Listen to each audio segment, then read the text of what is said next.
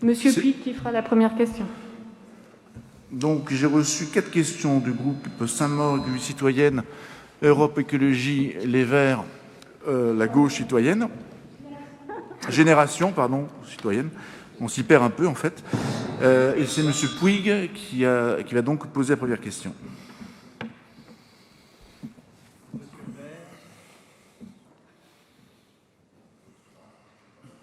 Voilà.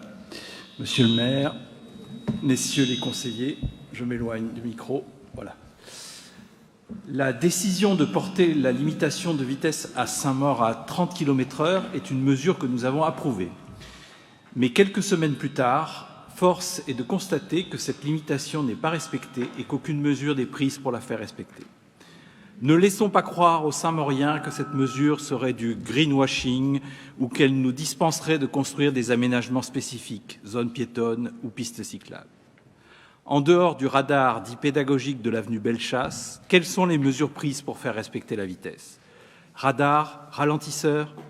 Rien n'apparaît dans le budget primitif que nous discuterons tout à l'heure. Des contrôles de la vitesse sont-ils opérés? Aucune information ne nous est donnée et nous n'avons pas de réponse à notre demande de bilan de la police municipale concernant la sécurité routière qui avait été faite à la séance précédente par mon collègue Fabrice Caprani. Comme nous l'avons rappelé au Conseil précédent, les nombreux blessés, 145 en 2019, dont 8 enfants de moins de 14 ans, et les morts, 7 morts, dont 5 piétons au cours des 5 dernières années, ces victimes sur nos voies communales doivent nous inciter à compléter rapidement notre dispositif pour permettre à chacun de se déplacer en sécurité à Saint-Maur. Je vous repose ma question. Quels investissements, quelles mesures prenez-vous pour faire respecter la zone 30 ? J'attends votre réponse, monsieur le maire. Merci. Il y a une deuxième question qui a été posée. Je voudrais savoir si vous comptez répondre à ma question, monsieur le maire. L'ordre du jour appelle les questions, donc j'appelle les questions. Il y a une deuxième question qui a été posée. J'espère que vous y répondrez. Quelle est la deuxième question, Madame Vercelloni? C'est Madame Bouton?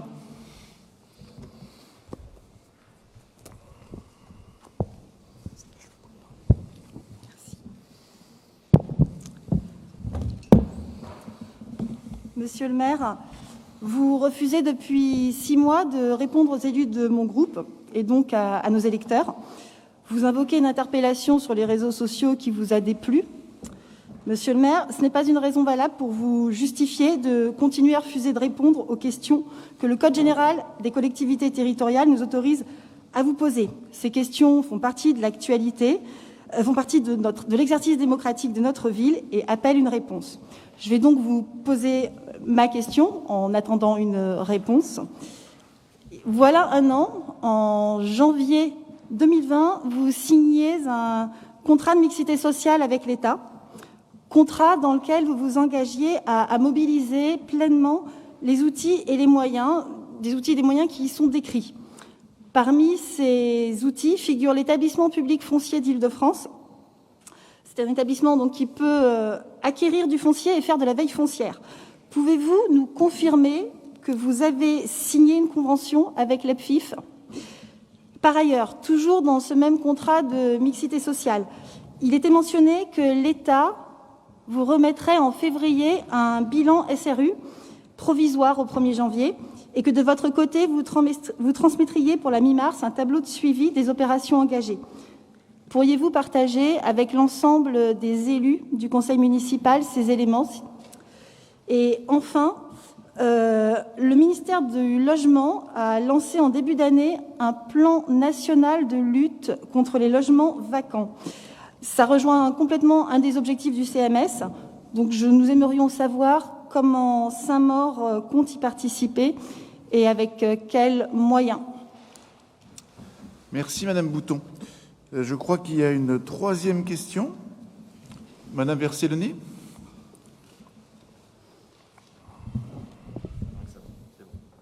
Merci. Donc, Monsieur le maire, nous insistons, nous vous demandons de répondre aussi à nos questions précédentes.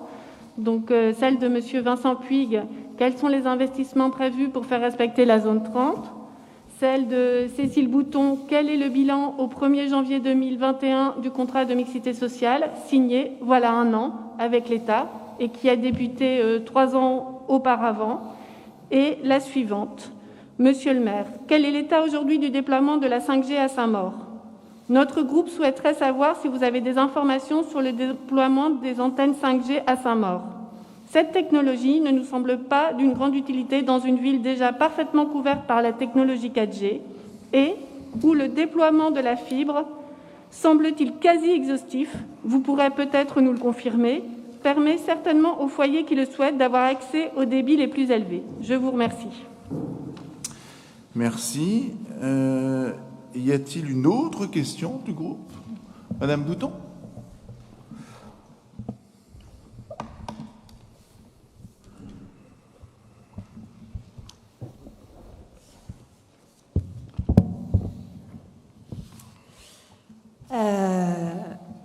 Monsieur le maire, je vous rappelle que cette demi-heure est consacrée à un débat questions-réponses.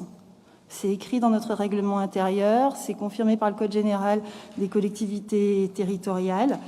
S'il n'y a pas de débat, que devient le conseil municipal? Une chambre d'enregistrement?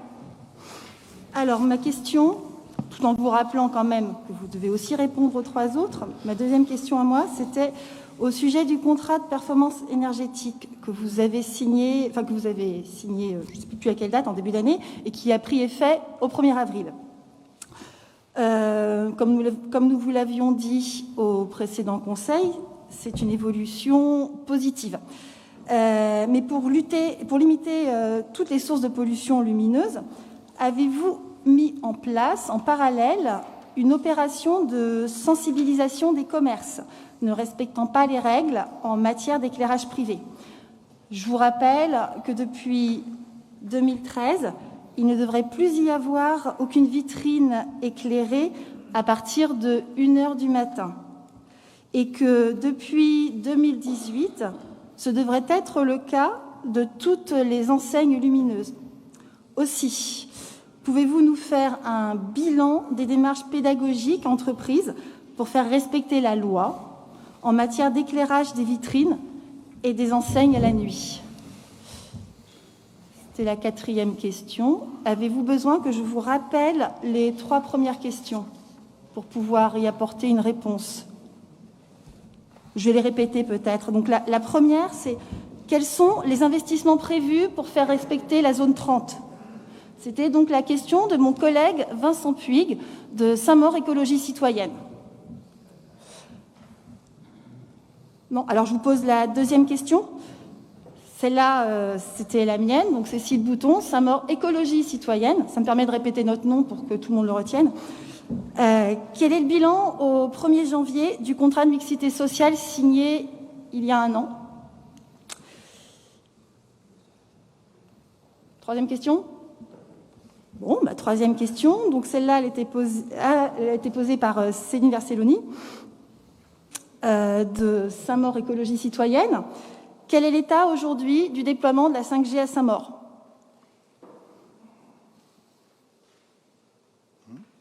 Je repose ma question, ma dernière question. OK. Ces questions attendent des réponses. Pouvez-vous nous faire un bilan des démarches pédagogiques entreprises pour faire respecter la loi sur l'éclairage privé? Voilà. Donc, nous pouvons ouvrir le débat, peut-être. Sur les investissements prévus pour faire respecter les zones 30, vous nous avez indiqué, M. Puig, que vous n'avez rien vu et que nous n'avions rien fait. Bon. D'abord, je pense que ça relève là plutôt d'une position et d'une posture, parce que vous savez très bien que nous avons fait des choses. Je vous l'ai dit dès le départ, et c'est Germain Ruch qui pilote la commission en charge de développer une ville apaisée dans ses déplacements et dans son environnement. Nous avons décidé, la majorité municipale a décidé que Saint-Maur serait une ville, non pas en zone 30, mais limitée à 30 km/h. Nous avons pris des premières dispositions, qui sont des dispositions où là, c'est même pas 30 km/h, c'est 0 voiture autour des écoles, que nous continuons d'ailleurs à adapter parce que les choses sont loin d'être si évidentes que ça. Je pense notamment, par exemple, et sans vouloir être exhaustif, et peut-être que Germain Roche me contredira ou pas, je ne sais pas, mais par exemple le quartier d'Adanville, du côté de Jules Ferry-Bled, est un point compliqué à traiter, mais nous avons pris des dispositions que personne d'autre n'avait pris. Et d'ailleurs, je crois que peu de villes en Val-de-Marne ont prise, c'est-à-dire d'apaiser complètement les sorties et les entrées d'école maternelles et primaires. C'était une demande très forte, c'est un engagement que nous avions pris, au même titre que la ville à 30 km/h, que nous avions pris dans notre programme de campagne électorale pour les élections municipales. De la même façon, vous indiquez n'avoir rien vu dans le budget. Peut-être que la ligne n'apparaît pas parce qu'elle est comprise dans d'autres lignes budgétaires, mais vous avez des lignes permettant de développer les radars pédagogiques pour être certain que sur l'ensemble de la ville, on puisse être sûr un peu partout d'être à la bonne vitesse et qu'en tout cas nul n'ignore la limitation. C'est également des travaux de voirie qui permettront d'amoindrir la vitesse sur la ville qui sont entreprises, sur le travail, sur la place du vélo, la place du piéton, la place de la voiture. Nous avons actuellement des travaux extrêmement importants et ceux qui l'ignorent, c'est ceux qui ne traversent pas la ville, qui sont dans le quartier du Parc, avec notamment Maréchal Tassini et Leclerc, qui vont comporter des pistes cyclables et un aménagement paysager et d'ailleurs des suppressions de stationnement sur la partie qui n'était pas autorisée, qui n'est pas d'ailleurs sans créer un certain nombre de problèmes, d'inquiétudes avec les riverains. Enfin bref, nous avons donc un dispositif qui se met en place. L'hypothèse que ça se fasse du jour au lendemain de façon brutale est une hypothèse que nous n'avons pas retenue. Je pense qu'il nous faudra du temps, pour adapter la ville. Et je pense qu'on y arrive petit à petit, en tout cas on y arrivera, à la fois par le plan de circulation, à la fois par les mesures d'aménagement, aussi par des mesures coercitives. Nous avons fait 20 contrôles routiers, notamment nous avons commencé de mémoire par le gouverneur Gérald Giraud. Il s'agit pour nous d'être à la fois dans la prévention, dans l'aménagement, pas nécessairement dans la sanction permanente, mais plus dans l'explication et la pédagogie. Et il nous faudra encore une fois probablement du temps, comme il nous a fallu du temps, je vous le rappelle, c'était dans un autre mandat, pour mettre en place les zones bleues, pour mettre en place le stationnement. Tout ça ne se fait pas du jour au lendemain et nous sommes très très très loin d'avoir achevé le travail, mais le budget comporte des éléments sur ce point-là. Concernant le contrat de mixité sociale, le contrat de mixité sociale ne portait pas sur l'année 2021, mais portait sur l'année 2017-2022. Le bilan a été fait à 2019. L'objectif qui a été signé, c'était un objectif à 12%. Nous devions passer en 2019 à 8%, un passage, 8% de logements sociaux. Nous étions à 8%. Depuis, il y a eu un constat de carence. J'ignore dans ces conditions ce que est advenu et ce que deviendra le contrat de mixité sociale. Il appartiendra à l'État d'expliquer avec qui il va pouvoir signer un contrat de mixité sociale, puisque la ville n'a plus les moyens d'agir tel qu'il était compris dans le contrat de mixité sociale.